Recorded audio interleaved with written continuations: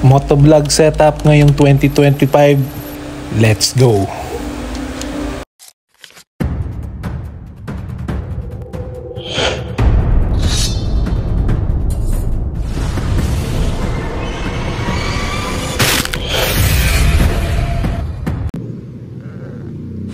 So for today's video, ito, i-connect natin tong DJI Mic Mini dito sa ating DJI Osmo Action 5. But syempre, before anything else, syempre tignan muna natin kung ano ba yung nilalaman ng ating bagong nabiling camera. Ito yung adventure combo na DJI Osmo Action 5. So yan, syempre yung unit. Tapos mga accessories, ito mga magnetic clip. Tapos ito, 3 battery, yung isa nakalagay lang sa camera, meron din yan charging hub. Tapos itong selfie stick na pagkahaba-haba. Itong magnetic clip, pwedeng nakatagilid. Pwede rin siyang nakatayo. Pang portrait. Halimbawa, yung video na gagawin natin is i-upload mo sa Facebook. Usually, ganito yung ginagamit mga kalakbay. Patayong ganyan. So, kung gusto mo naman na landscape, meron din siya dito. Patagilid.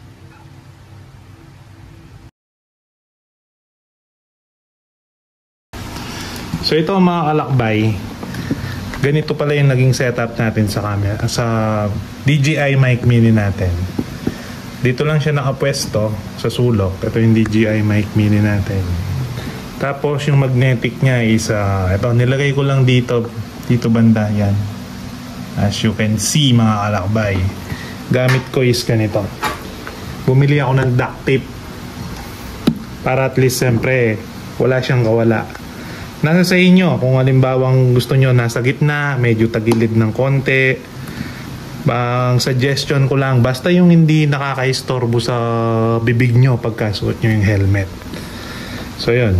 So bali ito, habang suot mo yung helmet, kumukuha ka ng video dito sa camera mo, pwede siya kasi wireless siya mga kalakbay.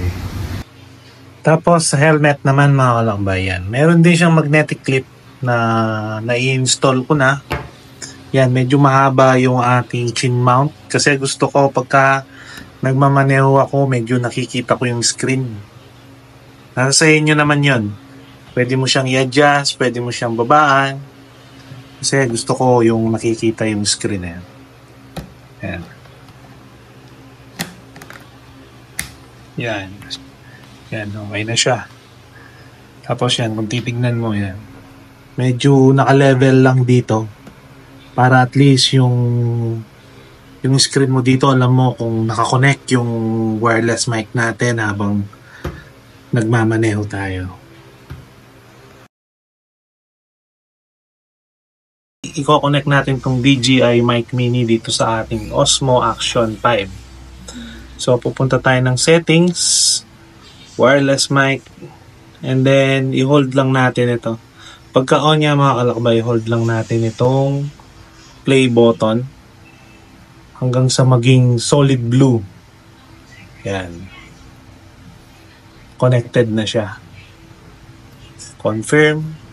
Yan, nadidetect na niya mga kalakbay yung mic natin. So yan, testingin naman natin yung mic natin mga kalakbay.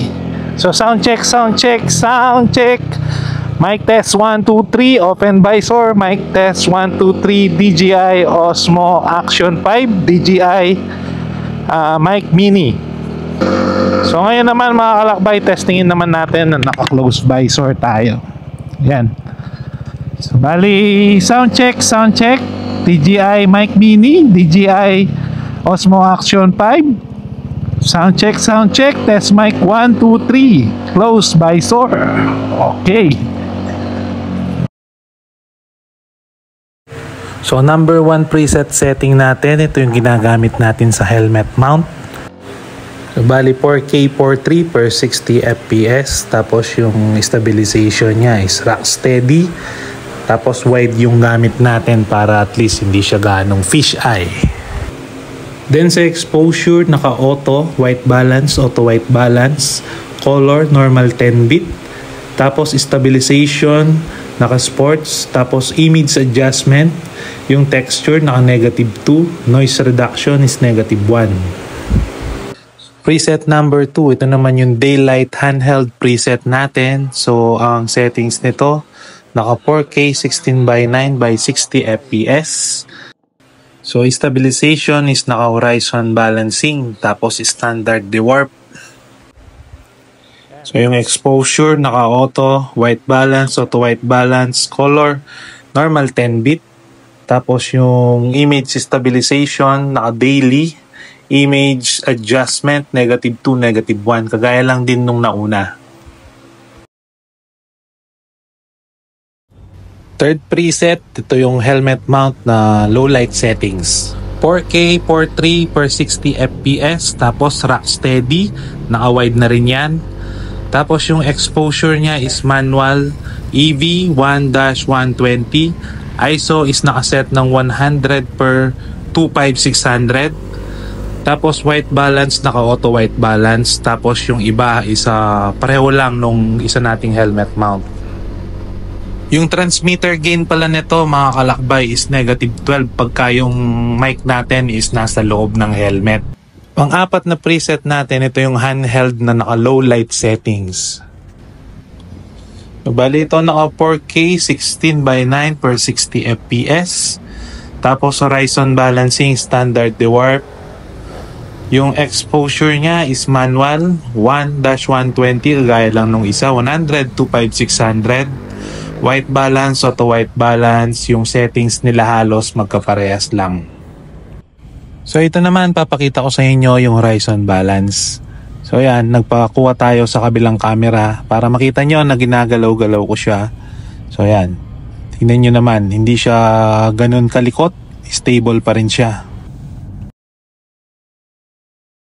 Ito, papakita ko naman paano gumawa ng preset settings. So punta ka ng video, tapos ilagay mo lang kung ano yung mga gusto mo, like ito 2.7 or 1080, nasa sayo.